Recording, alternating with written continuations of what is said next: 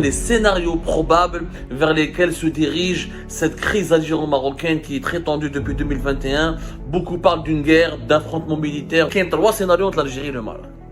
Premier scénario, la tension monte et les relations bilatérales seront toujours rompues. Les deux pays seront dans une guerre médiatique et diplomatique permanente. Ou affrontement violent, mais c'est un risque le risque d'une guerre, il est très minime pour la simple raison qu'il y a des puissances étrangères et mondiales qui n'ont pas intérêt à ce que l'Algérie et le Maroc entrent en guerre. Et le meilleur scénario qui peut arriver entre les deux pays, c'est le scénario selon lequel l'Algérie va enfin comprendre la rivalité qu'elle développe avec le Maroc, elle est totalement inutile et contre-productive et elle finira par accepter la position du Maroc sur le Sahara occidental et elle va se tourner vers d'autres dossiers beaucoup plus importants. En réalité, ils sont complémentaires.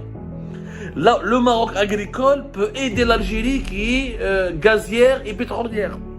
Le Maroc qui excelle dans le secteur des services peut aider l'Algérie qui a les atouts à se développer dans l'industrie. Les deux pays sont différents et les deux pays peuvent avoir des leaderships totalement différents mais complémentaires. Je vais surtout vous parler de la meilleure analyse. Franchement, j'ai lu et j'ai découvert je dis bien la meilleure, l'analyse la plus perspicace et la plus pertinente concernant les relations algéro-marocaines, concernant les tensions algéro-marocaines, concernant les scénarios probables vers lesquels se dirige cette crise algéro-marocaine qui est très tendue depuis 2021. Beaucoup parlent d'une guerre, d'affrontements militaires, beaucoup parlent en tout cas des tensions géopolitiques entre les deux pays et du risque d'un affrontement violent. Et ben, je vous conseille de suivre ce qui a été écrit par un think tank basé au Liechtenstein qui s'appelle le Geopolitical Intelligence Service, un think tank important et puissant qui est spécialisé dans l'histoire militaire et spécialisé dans les questions de défense et dans les questions de politique et des affaires internationales. Et alors, je vais vous dire une chercheuse de ce think tank. Je vais vous donner son nom. Je crois qu'elle est italienne, d'après ce que j'ai compris. Federica Sanfasanotti. Federica Saini Fasanotti, elle a fait toute une analyse qui s'est intitulée « Le Sahara occidental déclenchera-t-il la prochaine crise ?» Et elle parle des risques d'une guerre entre l'Algérie et le Maroc, de l'impact de cette guerre sur l'Union européenne, est-ce que le risque il est avéré, est-ce qu'il n'est pas avéré, de la situation politique et économique dans les deux pays, le Maroc et l'Algérie, qu'est-ce qui menacerait l'Algérie, qu'est-ce qui menacerait le Maroc. Et la conclusion, elle est exceptionnelle parce que cette chercheuse, elle a vraiment résumé l'inutilité, l'inefficacité de cette crise, son idiotie, son caractère totalement idiot. Cette chercheuse explique qu'il y a trois scénarios entre l'Algérie et le Maroc. Premier scénario, la tension monte et les relations bilatérales seront toujours rompues. Les deux pays seront dans une guerre médiatique et diplomatique permanente et les échanges entre les deux pays seront réduits à néant et ne pourront pas se réconcilier. Ou affrontement violent, mais c'est un risque le risque d'une guerre pour elle, et elle donne des arguments, cette chercheuse du GIS, le Geopolitical Intelligence Service, pour vous reprendre la terminologie exacte, Geopolitical Intelligence Service, le risque d'une guerre, il est très minime pour la simple raison qu'il y a des puissances étrangères et mondiales qui n'ont pas intérêt à ce que l'Algérie et le Maroc entrent en guerre. Et pour le moment, elle a totalement raison que ces puissances ne veulent pas de cette guerre parce qu'ils ont d'autres problèmes à gérer et qu'une guerre aux portes de l'Europe entre les deux pays les plus importants du Maghreb qui sont l'Algérie et le Maroc va menacer les intérêts de ces puissances qui sont ou la Turquie ou l'Union européenne ou les États-Unis d'Amérique, et ces pays-là vont tout faire pour que la paix règne entre les deux pays, entre l'Algérie et le Maroc, et même les dirigeants des deux pays, elle explique bien, ne veulent pas aller vers une guerre parce qu'ils savent très bien, les dirigeants marocains comme algériens, qui seront perdants, qu'il y aura énormément de pertes,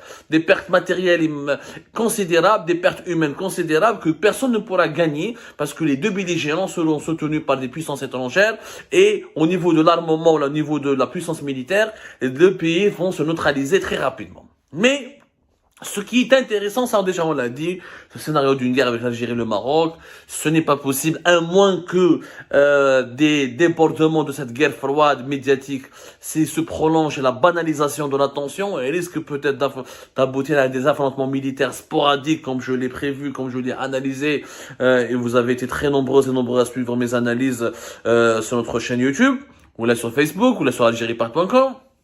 Mais ce qu'il y a de plus intéressant dans cette analyse, le Geopolitical Intelligence Service, c'est un scénario qui est probable selon cette chercheuse et qui est celui que c'est un scénario qui préfigure une nouvelle position de l'Algérie. Et pour elle, c'est le scénario le plus intelligent et le meilleur scénario qui peut arriver entre les deux pays. C'est le scénario selon lequel l'Algérie va enfin comprendre que c'est la lutte, la rivalité qu'elle développe avec le Maroc, elle est totalement inutile et contre-productive, et elle finira par accepter la position du Maroc sur le Sahara occidental, et elle va se tourner vers d'autres dossiers beaucoup plus importants, beaucoup plus utiles pour son économie, pour ses intérêts géopolitiques, et pour l'intérêt de ses populations et pour les enjeux de son développement. Et ce scénario est effectivement le seul qui peut garantir au Maghreb la paix, une progressive réconciliation, un retour à la normale dans les relations bilatérales entre l'Algérie et le Maroc, et c'est le seul scénario qui peut garantir à l'Algérie un véritable épanouissement dans son environnement géopolitique. Madame Federica a totalement raison. La rivalité de l'Algérie avec le Maroc, elle est inutile. Pourquoi elle est inutile? Et elle l'explique bien. Et elle prend des bons arguments. C'est pour ça que c'est une analyse qu'il faut lire. L'Algérie, elle a du gaz et du pétrole. Son intérêt d'abord, c'est de peser sur la scène énergétique mondiale. Depuis le début de la guerre en Ukraine, les Européens courtisent l'Algérie. Troisième plus importante réserve de gaz de schiste. Parmi les 10 producteurs de gaz au monde. Le gaz naturel conventionnel va s'épuiser certes dans les années à venir et l'Algérie ne pourra pas approvisionner l'Europe comme il se doit. Mais s'il y a des nouveaux investissements, elle peut encore exploiter de nouvelles réserves et elle peut exploiter ces réserves de gaz de schiste. L'Algérie, sa priorité et son but, grâce à ces réserves de gaz, elle peut devenir un acteur politique international influent. Et l'Occident ne peut pas se passer des réserves de gaz de l'Algérie, vu qu'il veut amoindrir ou diminuer le rôle de la Russie et rabaisser la Russie et s'émanciper de la dépendance vis-à-vis du gaz russe. L'Algérie ne peut être que gagnante dans cet environnement, dans cette conjoncture géopolitique.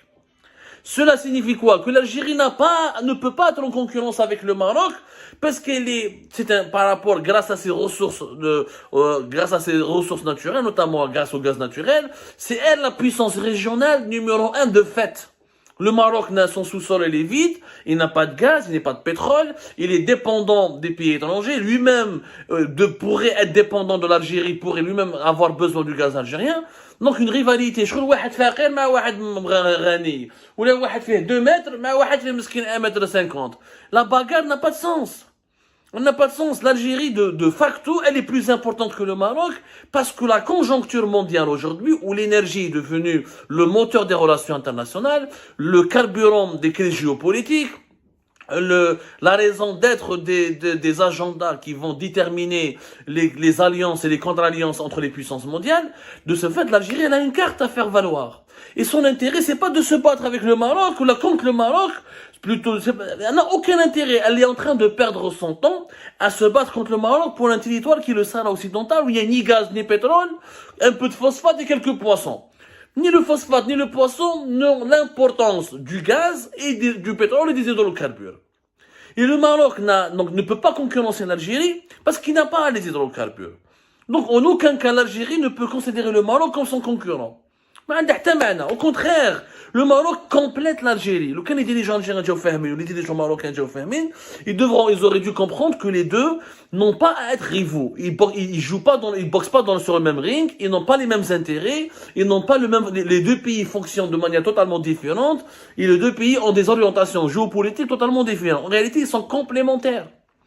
Là, le Maroc agricole peut aider l'Algérie qui est gazière et pétrolière.